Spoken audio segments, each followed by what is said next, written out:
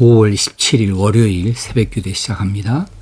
찬송가 180장 하나님의 나팔소리 천지 진동할 때에 1절 부릅니다.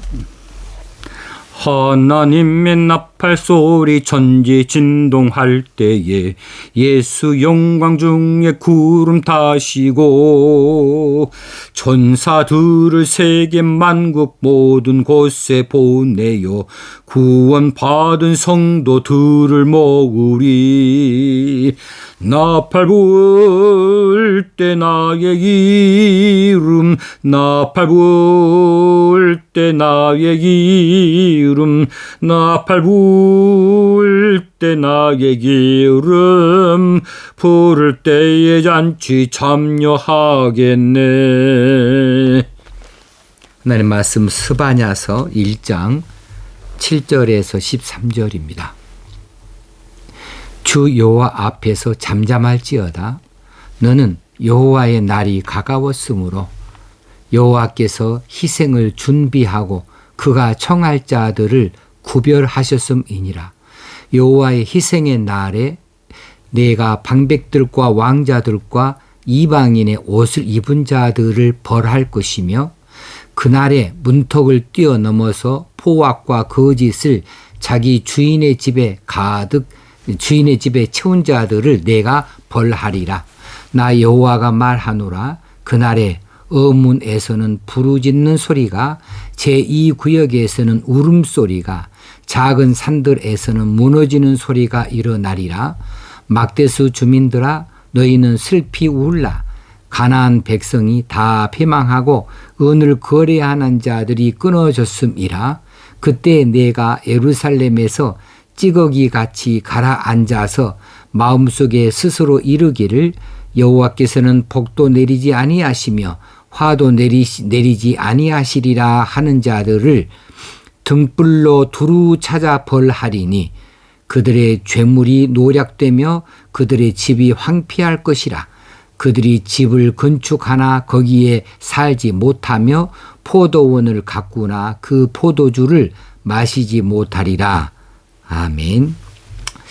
오늘 본문 말씀은 임박한 심판, 그 대심판이 남유다에 내려질 것에 대한 제1차 경고의 말씀입니다. 7절 말씀에 주 여호와 앞에서 잠잠할지어다. 여기서 잠잠할지어다 이 말씀은 이제 중요한 말씀을 나타낼 터이니 이제 조용히 해라. 그래서 우리가 뭔 주의를 환기시킬 때 내가 중요한 일을 말한다 할 때에 쉿 하고 조용히 시키는 바로 그 쉿이라고 하는 것이 오늘 잠잠할지어이다입니다. 지금 내가 중요한 말을 할 터인데 쉿 너희들은 조용히 들어 이런 뜻이죠. 여호와의 날이 가까웠으므로 이 여호와의 날은 이미 우리 설명해 드린 대로 하나님께서 친히 행동을 하시는 날, 하나님께서 인류 역사에 결정적으로 개입하시는 날, 바로 심판의 날을 말합니다. 그 날이 여호와의 날이 가까웠으므로 여호와께서 희생을 준비하고 그가 청할 자들을 구별하셨음이니라 그랬습니다. 자, 여호와의 날이 가까웠다. 먼 미래가 아니다. 막연하게 있는 날이 아니다. 이제 그 날이 내일이라도 즉각적으로 나타날 수 있는 바로 가까운 미래다고 하는 사실을 말씀해 주면서 이제 경계를 하도록 말씀하시죠.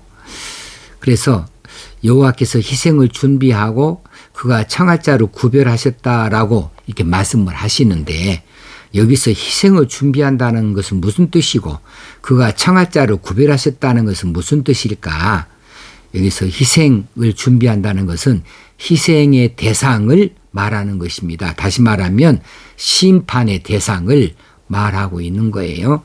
그러면 심판의 대상, 그 희생의 대상은 누구냐 그러면 이제 8절에서 나타내는 바로 그런 사람들이라고 하는 것입니다. 그가 청할 자를 구별하셨다. 그 말은 이 희생을 이제 심판을 하실 때에 심판의 매로 사용할 그 매, 하나님께서 그 세력, 그 힘을 쓸 그 민족이나 그 세력들을 하나님께서 구별해 놓으셨다는 사실이에요. 이게 나중에 바벨론으로 나오고 로마 군대로 나오게 되어지지요.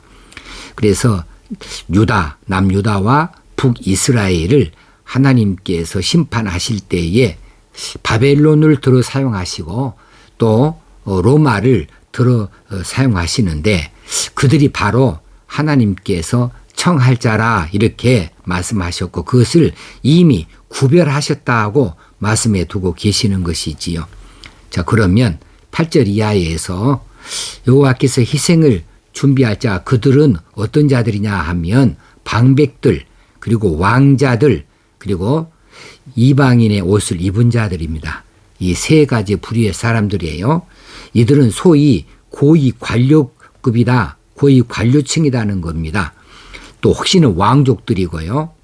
그리고 이방인의 옷을 입은 자들인데 이들이 이제 일반인을 포함하여서 고위 관료들이 그리했던 것이죠. 그들은 유대인으로서 이스라엘인으로서 이스라엘의 옷을 입어야죠. 그런데 이방인의 옷을 입었다고 말하고 있습니다. 근데 이 이방인의 옷을 입었다는 것은 하나님의 백성으로서의 그 정체성을 버려버리고 이방인들의 잘못된 관습이나 행실을 따라서 산 사람들이다는 뜻이죠. 그래 하나님의 백성으로서의 자존심을 버려버린 자들입니다. 율법을 버려버린 자들입니다. 그들은 세상에 동화되어져 버린 사람들을 의미하고 있습니다. 이런 자들을 하나님께서 벌하시겠다라고 이제 8절에서 말씀하십니다. 그리고 9절에서 또 내가 벌하리라고 말씀하는 이 부류들이 있는데 여호와의 날에 심판의 대상이 또 한 부류들은 어떤 부류들이냐 하면 문턱을 뛰어넘어서 포악과 거짓을 자기 주인의 집에 채운 자들이다. 여기서 많이 생략되어지는 말이 많이 있지요. 문턱을 뛰어넘는 일은 불법이죠. 남의 문턱을 어떻게 뛰어넘을 수 있습니까? 문턱을 뛰어넘어 들어가 사는 일이 뭐예요? 도적질이죠. 강탈이죠. 그런데 그 일을 행하는 자들이 힘 있는 자들이 하지 않겠습니까? 약한 자들은 그렇게 하지 못합니다. 힘 있는 자들이 권세 있는 자들이 자기들의 주인 자기보다 높은 계급의 층에 있는 사람들 다시 말하면 방백들을 위해서 혹시는 왕족이나 왕을 위해서 약자들의 집에 문턱을 뛰어넘어서 약탈을 하는 행위를 말합니다. 약탈해서 이제 방백들, 왕족들, 왕에게 갖다 바치는 이런 악행을 이야기하고 있습니다. 그런 자들을 벌하시겠다고 심판하시겠다고 말씀을 하고 있어요. 자, 그들이 가진 권세와 힘으로 힘 없는 자들의 그들의 것들을 수탈하고 착취해서 그들의 유익을 위하여서 그들의 안위를 위하여서 이렇게 갖다 바치는 일들을 했던 것이지요. 그들은 자기 자신들의 이런 악행에도 불구하고 마음속으로 스스로 생각하기를 12절에 있는 것처럼 생각합니다. 여호와께서는 복도 내리지 아니하시며 화도 내리지 아니하시리라. 이건 여호와의 부재 현상을 말하고 있는 거예요. 하나님이 아니 계시다는 거죠. 이들은 무신론주의자가 되어버리는 것이죠. 유대인인데 어떻게 이런 생각을 할 수 있고 이런 말을 할 수가 있겠습니까? 그들은 양심의 가책도 없고 심판에 대한 두려움도 없는데 왜 그렇습니까? 하나님이 아니 계시다라고 그렇게 그들이 생각해 버렸기 까닭이지요. 그런 그들을 향하여서 10절에서 하나님께서 말씀하십니다.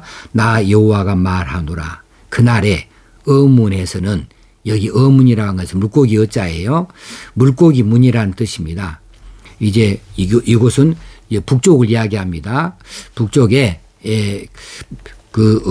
어항이 이제 물이 있는 곳이 있으니까 이스라엘은 북쪽만 있고 남쪽과 동서쪽에는 다 그 육지밖에 없어요. 이 북쪽에서만 이 고기를 가져올 수 있는데 이 북쪽에서 어문에서는 부르짖는 소리가 나고 제2지역에서는 울음소리가 날 것이고 작은 산들에서는 무너지는 소리가 일어나리라. 막데스 주민들아 너희는 슬피 울라 그랬습니다. 이 이야기는 지금 예루살렘 곳곳에서 동서남북에서 여호와의 무서운 심판이 임하게 되어질 것이고 그 누구도 피할 곳이 없을 것이라는 의미이지요. 그리고 12절 하반절에 여호와께서 복도 내리지 아니하시고 화도 내리지 아니하시리라고 이렇게 비웃는 자들 그들을 12절에 보니까 등불로 두루 차 벌하시겠다고 그렇게 다짐을 하고 계십니다. 자, 이렇게 해서 7절에서 말씀하시는 희생할 자가 누구들인가에 대해서 심판을 받을 자들이 누군가에 대해서 다 말씀해 주고 계십니다. 그리고 이제 그가 청할 자를 구별하셨다 했는데 그들을 심판의 도구로 사용되어질 바로 그 세력들이 누구냐? 아까 말씀드린 대로 바벨론 군대이고 로마 군대이지요. 하나님께서는 타락한 이스라엘, 유다 하나님의 선민들을 심판하는 도구로서 이제 어떤 그 세력을 청해 놓았는가 구별해 놓았는가 하면 바로 바벨론 군대입니다.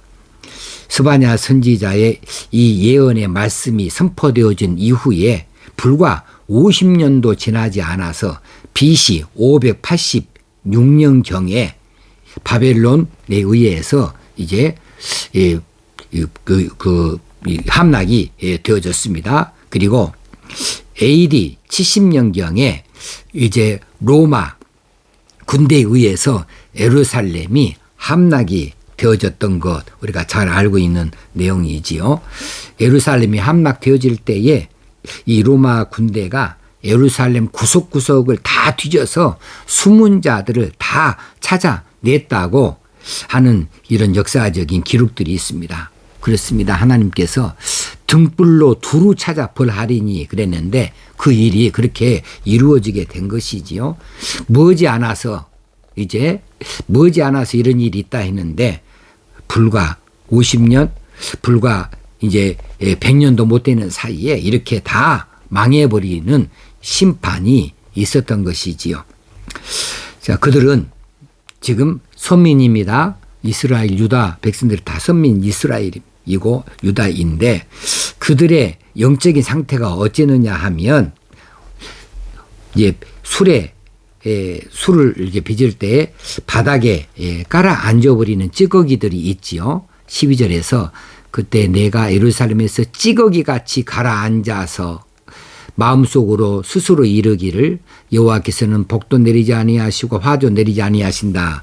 이렇처럼 찌꺼기같이 가라앉아버린 무엇이 찌꺼기처럼 가라앉아버렸습니까? 그들의 신앙이 그렇습니다. 그들의 영적인 침체를 말하고 있는 거죠. 그렇게 그들이 영적으로 완전히 바닥에 가라앉아 버렸기 까닭에 하나님께서 말씀하시는 심판의 경고가 아무 의미가 없었습니다. 그들의 믿음의 삶과 선민으로서의 행실을 회복하지를 못했던 것이에요. 그들은 물질과 권세와 향락에 깊이 들어서 찌꺼기같이 바닥에 가라앉아 버렸는데 이 찌꺼기는 버려야 되는 거죠. 그들은 현실의 안일에 깊이 빠져 있는 통에 하나님께서 말씀하시는 이 경고를 그냥 받아들이지 못했습니다. 우리는 어떻게 해야 될 것인가? 우리는 이 시대에 하나님의 최후의 날, 하나님의 심판의 날이 언제쯤일까? 한 500년 후쯤일까? 지금 지구상에 돌아가는 것들을 보니까 하나님이 심판하실 것에 대해서 전혀 아무것도 흔적이 없다. 어떤 그런 사인도 없다. 이렇게 말할 것이 아니에요. 일상 가운데 있다가 어느 날 도적이 임하지 않아요. 도적이 임할 때 무슨 사이렌이 붑니까? 아니면 도적이 임할 때 무슨 천지개벽이 일어납니까? 도적은 일상 가운데 조용히 들어오는 것이죠. 우리 주님께서 도적같이 마시리라 재림하실 때 그렇게 하신다 했는데 그렇습니다. 지금 코로나 사태로 인하여서 세계가 야단 법석이고 경제가 어떻게 하고 뭐 여러 가지 핵폭탄이 어떠하고 뭐 우주 개발이 어떠하고 미국과 중국이 어떠하고 한참 그런데 화제가 되어지고 난리가 나 있지만 그래서 하나님의 심판은 아무런 그 증거도 안 보이고 까마득이 먼 날의 이야기고 우리 관심의 대상도 되지 않을지 모르지만 그런데 우리는 그렇게 생각해서는 안 된다는 이야기입니다. 우리는 오늘 또 두렵고 떨림으로 여호와 앞에서 행해야 됩니다. 오늘 또 혹시라도 금세라도 우리 주님 공중 재림하실까? 하나님의 무서운 심판의 날이 우리 앞에 닥치진 않을까? 이렇게 우리가 겸손한 마음으로 이 심판에 대한 경고를 받아들일 수 있어야겠습니다. 오늘 고치지 못하면 내일 고친다는 보장이 없습니다. 오늘도 우리가 고쳐나가는 삶을 사십시다.